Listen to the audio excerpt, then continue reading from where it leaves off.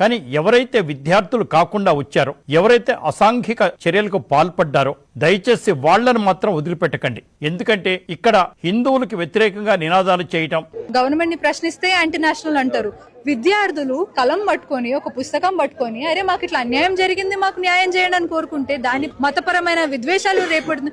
అసలు మతం ఏడుచ్చిందని ఇక్కడ నీట్ పేపర్ లీక్ అయింది, దాని గురించి ప్రశ్నిస్తున్నాం మేము.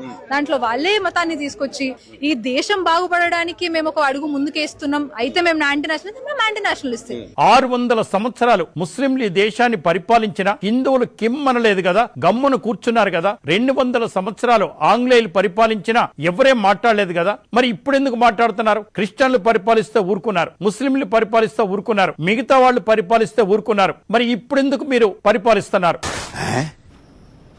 ఆ పరిపాలన కింద 800 సంవత్సరాలు ఉన్నారు కదా, ఇప్పుడు కూడా ఉండండి. మీకు మీరు పరిపాలించుకోవడం ఏంటి, మీకంటూ ఒక ఎజెండా ఏమిటి అని దాని సారాంశం.